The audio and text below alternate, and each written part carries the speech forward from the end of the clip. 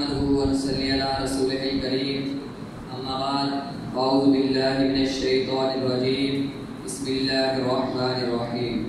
جناب صدر، سامعین محترم اور میرے ہم مکتب ساتھیوں، آج مجھے جس موضوع پہ گفتگو کرنے کا موقع ملا ہے اس کا عنوان ہے آج کا پاکستان۔ تاریخ کا مسافر دور بہت دور ایک ویران ساحل سمندر پر سکتے کی سی کیفیت میں کھڑا ہے، اس کا دل لہو لہو اور جگر پاش پاش ہو رہا ہے اور پکار پکار کر کہہ رہا ہے، کیا اس لیے چنوائے کہ تقدیر نہیں کے، کیا اس لیے چنوائے کہ تقدیر نہیں کے کہ بن جائے آشیانہ تو کوئی آگ لگا دے۔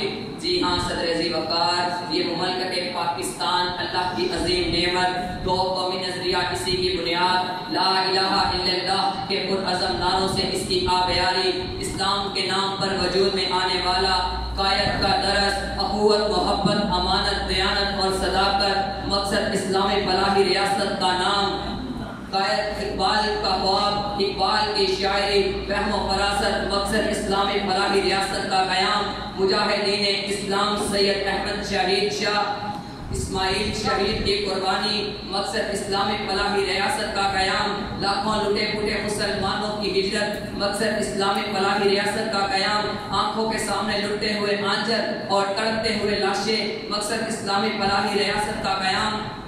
جی ہاں صدر ذی وقار، یہ ہے آج کا پاکستان۔ ہر ایک داڑھی میں تیکا ہے، ہر ایک آنکھ میں شہتیر، ہر ایک داڑھی میں تیکا ہے، ہر ایک آنکھ میں شہتیر، ان کی نگاہوں سے بدلتی نہیں تقدیر، توحید کی تلوار سے کھاتی ہے نیامیں، اب ذوق یقین سے نہیں کٹتی کوئی زنجیر۔ صدر ذی وقار، لا الہ الا اللہ کی بنیاد پر حاصل کیے جانے والے اس خطے میں اسلامی نظام کی بات کرنا بنیاد پرستی جبکہ اسلامی قوانین کی پامالی جدت پسندی کا لقب پاتی ہے۔ لاٹ میں کالے کے نظام تعلیم نے اسلام کی جڑوں کو کھوکھلا کر دیا ہے۔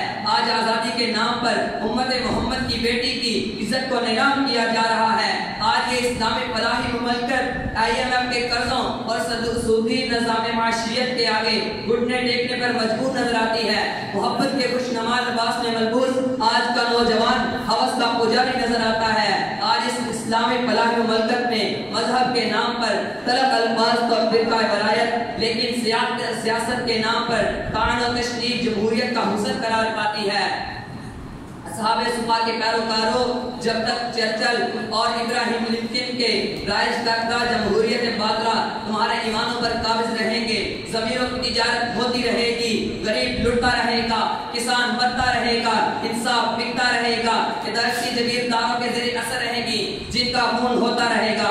کوئی مائی کا لال دہشت گردی کے سامنے بت باندھ کر انسان کی نسل کشی کو روک نہیں سکتا۔